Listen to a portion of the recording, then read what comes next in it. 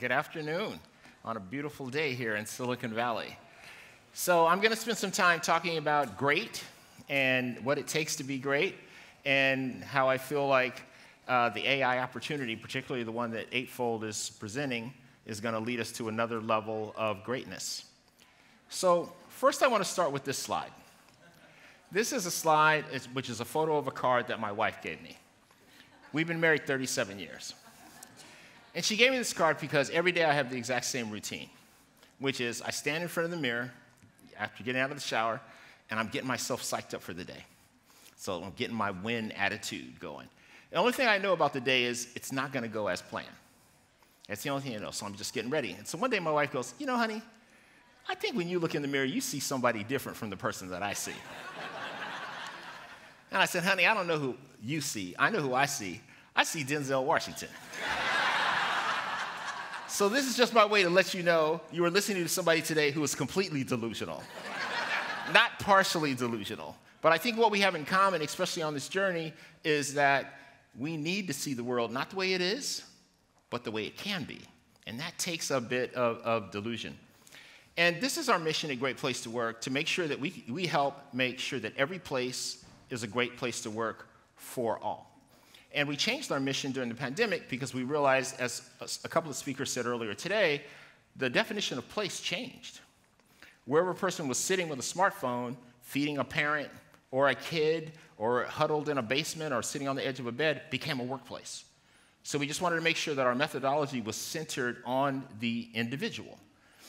And we also talk about for all, and we talk about it a lot. And so I would just want to visually present some ideas just to make sure that you know what we mean, which is great place to work for all.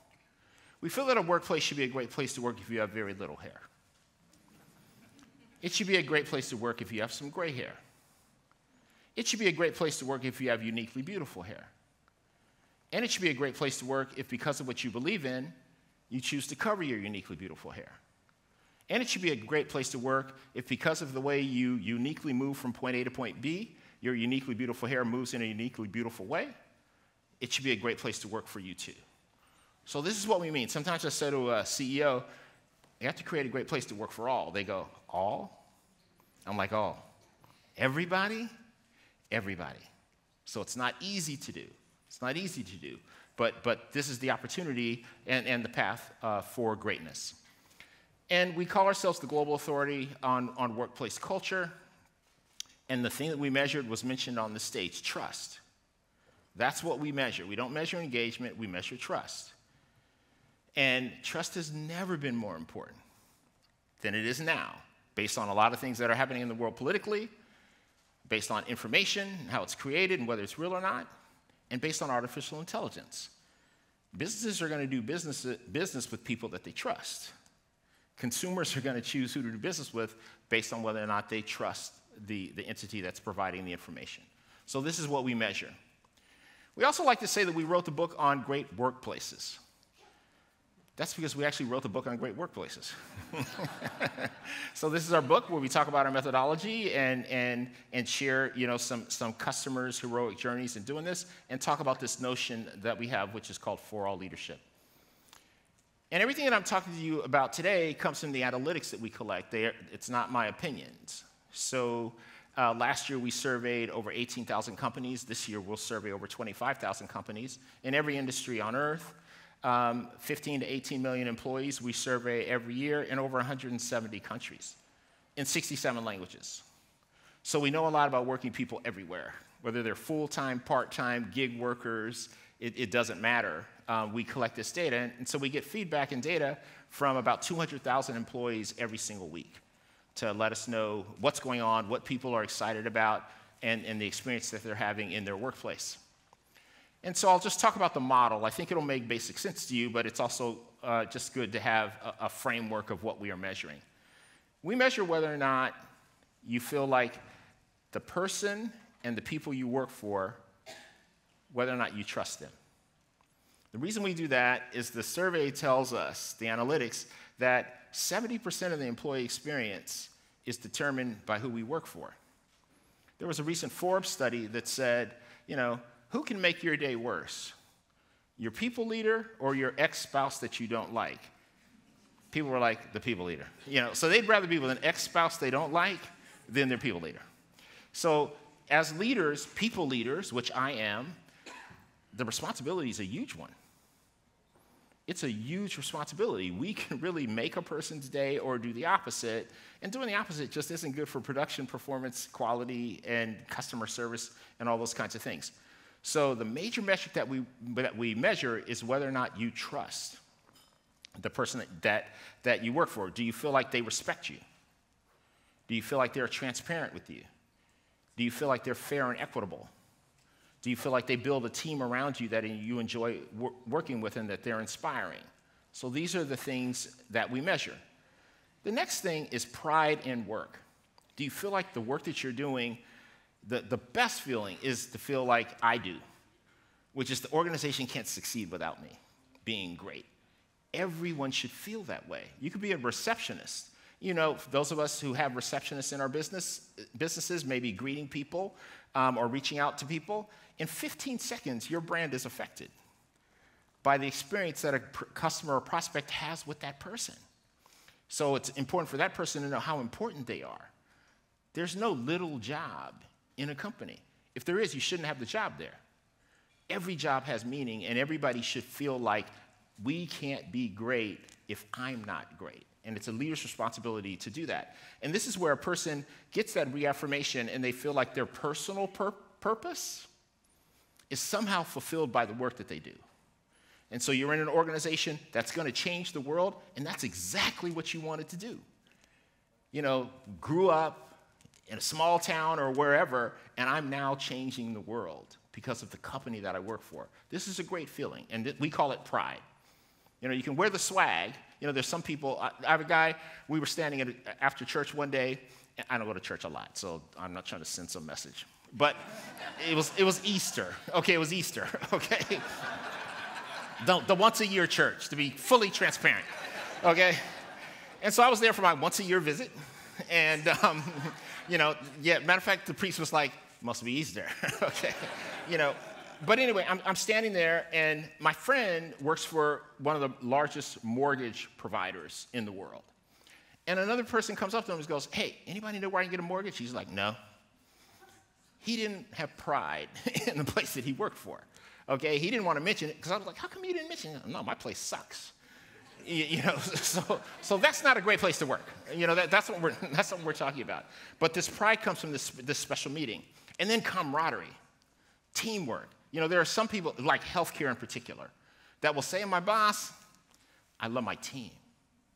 I love the people that I work with. And what a lot of people leaders don't realize is if you hire somebody who the team's like, how did they get here? I'm not going to ask for a show of hands, but you probably know people who have had that experience. What people leaders don't realize is, let's say it's Joe. The team doesn't have a problem with Joe. They got a team with whoever hired Joe. You can lose respect by who you hire and who you bring in and put on the team. It's an important moment, so we measure that. We call it camaraderie, enjoying the team around you because you feel like without this team, you can't do great things because you can't do them alone. And then we have this notion of for all, which is where we just do demographic comparisons to make sure if you've been in the company 6 months, it should be a great place to work. If you've been there 16 years, it should be a great place to work. If you're 25, it should be a great place to work. If you're 45, it should be a great place to work. Regardless of how you identify, whether you've been there, and engineering, sales, marketing, it doesn't matter. It should be a great place to work. And so we use the analytics to determine, is there any unevenness? Because what we reward and recognize is the consistency of experience. You can have a place that's really great for a certain part of the company and not great for others. We'd rather it be good. We call that great because it's consistent and it's equitable. Clearly, that's great for people, when they're having this kind of experience. Well, it's great for business, too. FTSE Russell every year takes companies that we call great. We have these lists all around the world of 100 best companies to work for, Argentina, Brazil, and so on. In the US, we have one called the 100 best companies to work for with our media partner, Fortune magazine. And what FTSE Russell does is they take our list and they compare the stock performance of the companies on our list to the Russell 1000 and the Russell 3000. The Russell 3000 on a day like today, I think, is probably, it's 97.7% of the stock market's value, which is about $52 trillion today. And so they run that, and then they look at our companies and the stock performance. And our companies since 1998 have consistently beat the Russell 3000, by 3.36%. So if you don't want to create a great place to work because you don't really care about respecting people, just do it for the money. Okay, just be a good person for the money. Okay, so it just works. I'm not going to get into your motivation.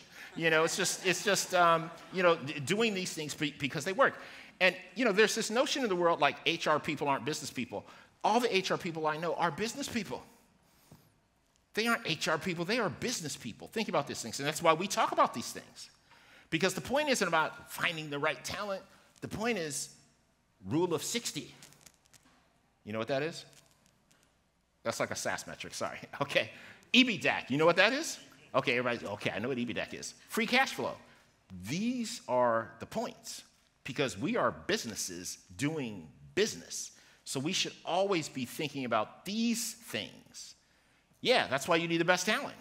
The best talent in the world, so you can make those things happen. So yesterday, just like Ashu earlier today, where he talked about, kind of a reference on a big, bold move in the past, which I was glad to hear him because I love doing that too. And in 1953, this was the thing. Ashu talked about, this idea that couldn't be done, and it inspires people from all around the world. The idea of climbing Everest inspired people who would never see Everest, but it was inspiring, and people liked to talk about it. And it was thought to be impossible. But for some reason, it captivates the attention of humans. And finally, on May 29th, it actually happened. Sir Edmund Hillary, Tenzing Norgay, climbed Everest. Well, yesterday, just looking at last year, or even today.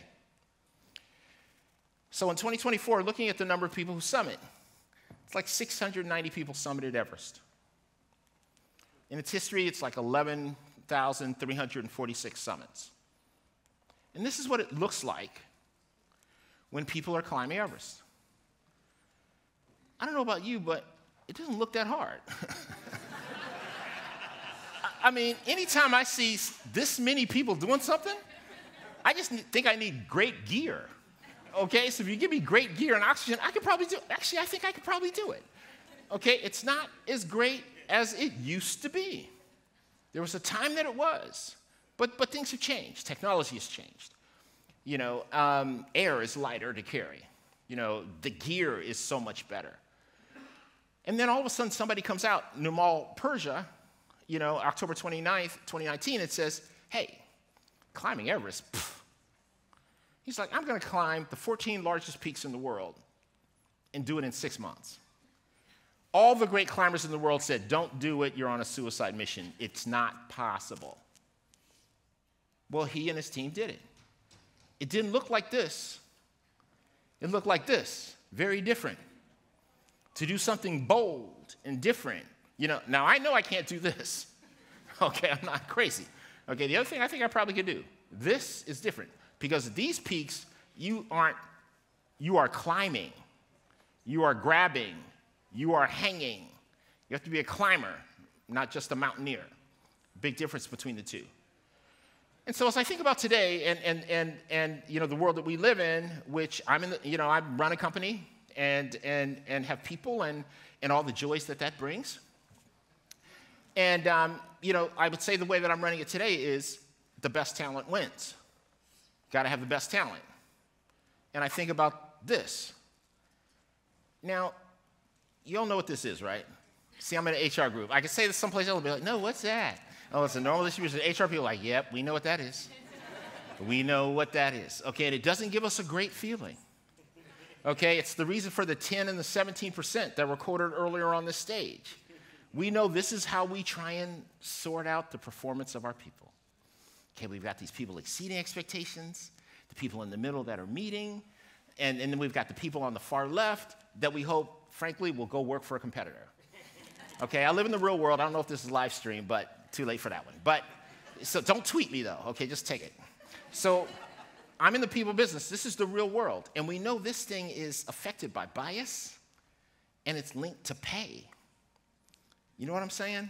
I'm not gonna ask for a show of hands.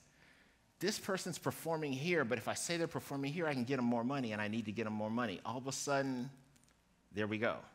So it's not perfect, but this is what we do. And we do this all around the world. All around the world. And I just, I just don't think we're doing a very good job, and I have the data to prove it. This is not working in terms of getting the best talent. We've got like 60% of the people carrying the weight of our companies. So that's just a great opportunity. Find something positive. Okay, it's a great opportunity. And I believe this is a great opportunity. And we are matching people to job descriptions. Job descriptions that after you get hired, you never look at it again. And there's a reason why. Because it's not accurate. And as the world changes, it becomes less accurate, almost immediately. Now, I know why they exist. Actually, I don't know why they exist, but I'm going to say they've served a purpose for getting to this point, but we know it's not working. We send them out, maybe recruiters and so on, and a bunch of people apply, 536 people. We feel good about that. Ooh, 536 applicants.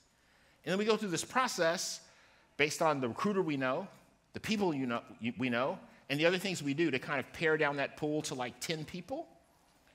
Now we're just getting a sliver of that small portion that we reached out to. And then we get down to 2 or 3 people. And we want to believe the following: these are the best 2 or 3 people in the world. It's just not possible. Is it?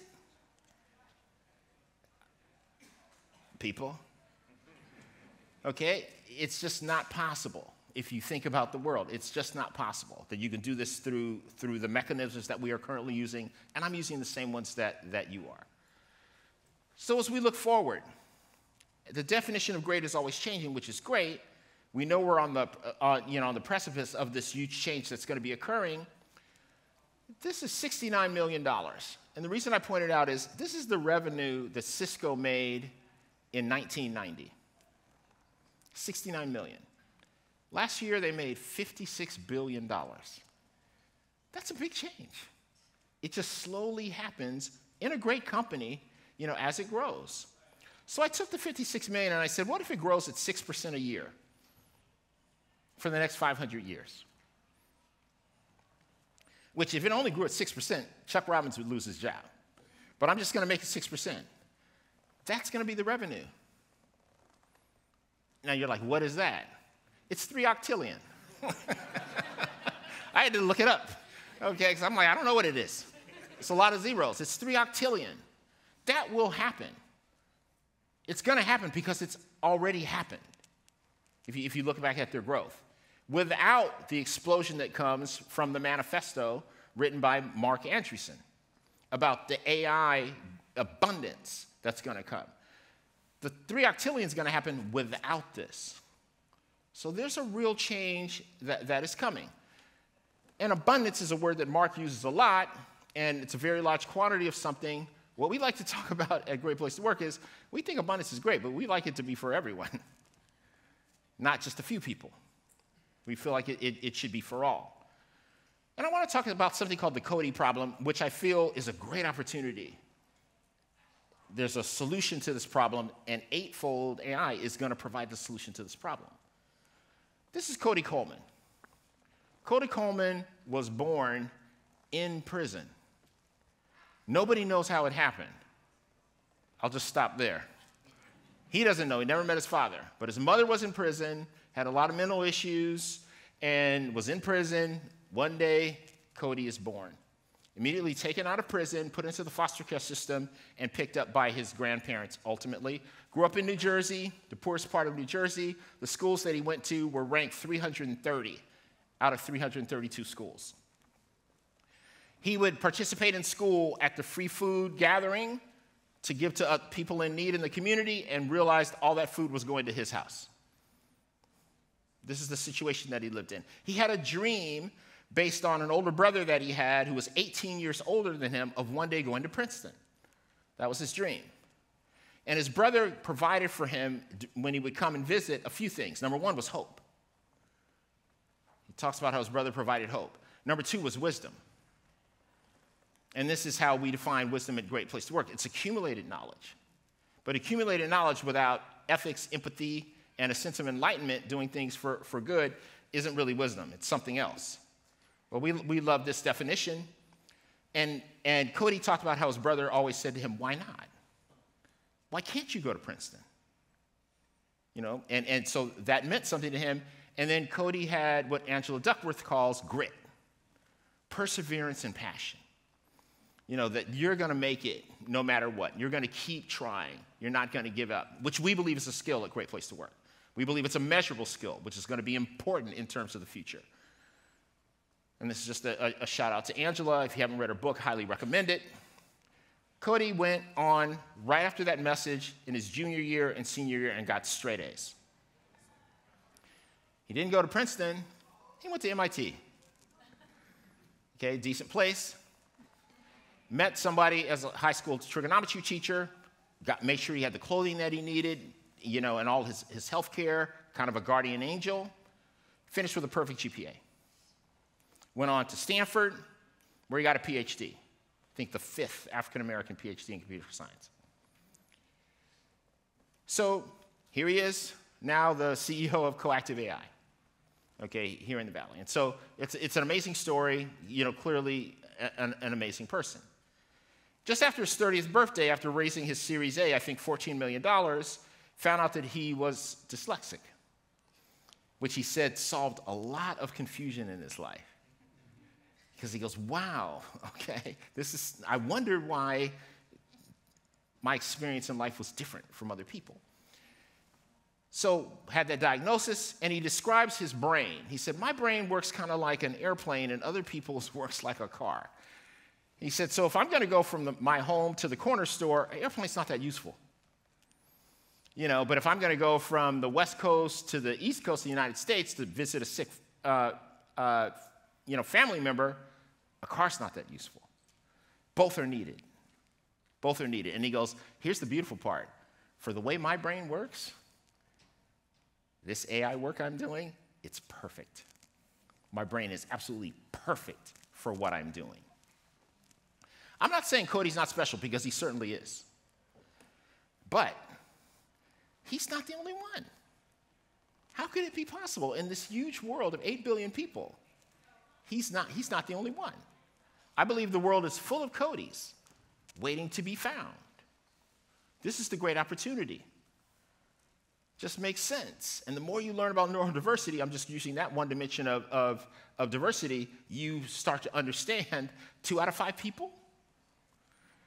It's a huge opportunity in terms of talent. And I can do that around other dimensions. People with grit, you know, it's another dimension.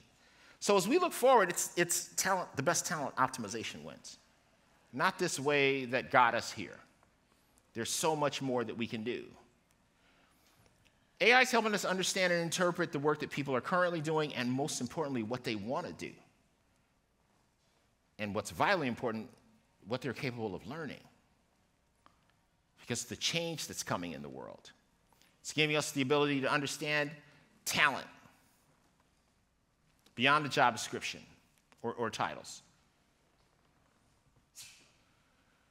So it's changing the conversation, the one that we've been having today, around skills and talent and what it means. There's very few people in this room who have gone from being a P8 to a P7 to a P. You get what I'm saying? This linear thing. We map it out, control it, monetize it. It actually works for very few people. People zigzag, like Mandel, who we heard earlier today. Private wealth management, HR. Because great people with great talent are needed to solve really complex problems. And they can do it. And it's, you know, there's not just one Mandel. There's a lot of people who have this ability.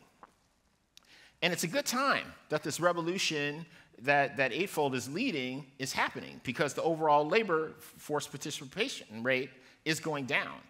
A lot of people think this started with COVID. It didn't. It actually started after 2000, about 2001, 2002.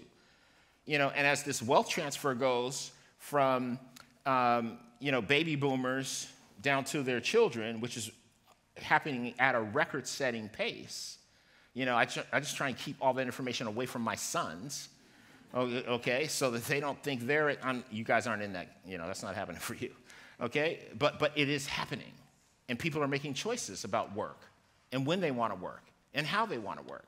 And you've got birth rates going down all around the world. So it's hard to find great talent, and there's less of it, which means this move from this is definitely not going to work, this is definitely not going to work, this is the opportunity. I believe this is the eightfold opportunity. The reason I got excited about eightfold, I was like, this levels the playing field. This enables us to purely look for talent and skills and to find it and to find a way to find it because our organizations need it. This is why. Business is really hard, and it's getting harder. We've got to increase our productivity, increase our performance, increase our rate of innovation, decrease our carbon footprint. If you start looking at the world like, okay, I've only got 3 more years in my career, you probably don't have to care about the planet. But if you start thinking about like 500 years, the future, the long game, you have to care about the planet. It changes the way you think. As machines enter, these things we think of, for a CEO, it's like the world ends, some publicly traded CEOs, every 90 days. And that's a saying. The world ends every 90 days. It actually doesn't, but for them, it kind of does. Okay, so it's a real thing. But that short-sightedness makes us look at stakeholders, and it's a trade-off. I'm going to do something for you, but I can't do anything for you right now. I'm going to get this to my shareholders, and yeah, it's going to hurt the planet. Machines are not going to solve problems that way. They're going to solve problems to optimize for all shareholders. I think this is a great contribution that can be made. A singular focus on anything, just talent management, just talent acquisition, any one thing can miss and will miss the big picture. We have to always be reminded about what we're trying to do, which is being reminded about the whole stakeholder diagram for our organization's sake and for the long run. Can't just focus on one thing. Leaders, and we're all leaders, have to be aware of the unintended consequences. We have to be thinking not just of the problem we're trying to solve, but the overall impact that it's going to have on the world on behalf of our company. Harry Truman was a leader. Oppenheimer was the scientist, the technologist. It was Truman who had to think about the impact of the decision that he was going to make. Every organization has a CEO. They're the Trumans, thinking about the consequences of the decisions that we make and how they're going to affect all stakeholders. That's what makes the stakes so high for leaders now. Great starts with leadership in any company. Leaders shape the experience in a company. And when people talk about culture, they're talking about that experience because it defines the culture. Do we have a high level of trust here? Do we collaborate here? Are we innovative? Do we look for different points of view? Is our environment psychologically safe, where I can say something without derailing my career? Can I work in a culture that's tough, relentless, aggressive towards the problem, but soft on the person, on the human being? And realizing there's a difference between the two things. And the culture shapes the performance, all the numbers that matter. Leadership, experience, culture, that drives the numbers. And it's the whole chain, which I believe you probably talk about it all the time. I hope you do. Because it's the whole chain that needs to be talked about all the time. And the work that I do with CEOs, this is what they want to hear about. The whole chain getting to the far right. If it's CFOs, I just start on this slide. Because they're like, yeah, the leadership, whatever. Okay, EV tag? Okay? All the same kinds of behaviors are needed. And yeah, these words matter. And they were alluded to earlier today. Us thinking about what it's like to be another person and what we can do to make things better for them, to be great. Not everybody's going to live in all our organizations forever. Change happens because we have to be great. Those are normal kinds of things, but it's the way we do those things. Great leaders are great listeners, which means they have great curiosity. They ask great questions. And yes, they're transparent and they're vulnerable. You know, I definitely loved today a shoe up here on stage with his 10-year-old son in the front row. I don't know if I've seen that before. And what was more amazing, he was interested. I took pictures of him. He was paying attention. He was like proud. Something was happening. I was like, you know, I wish I had done that for mine, but too late for mine. Okay? But I was moved by that. I was moved by that. You know how we work, right? And you know what it's like running a startup, how you work. It's like 27. 20 hours a day, 7 days a week. It's all the time. You might be cutting the line, you're working. Okay, that's the way it is. And so for him to bring his son in here, you know, I just loved it. And so it's the human part. And he did that. Everybody should be able to do that. Everybody should be able to do that. This notion of grit, courage, and care, and the courage part is about changing as a leader. Any leader who thinks they're finished and they just are going to continue the way they are, that's not a great leader in our book. And this notion of care. You know, you can be tough on the problem and not hard on the problem. So are you sure you have the best people today? You know, that's the question. I think I run a company, you know, 2,000 people around the world, and I know I don't. I care for them all.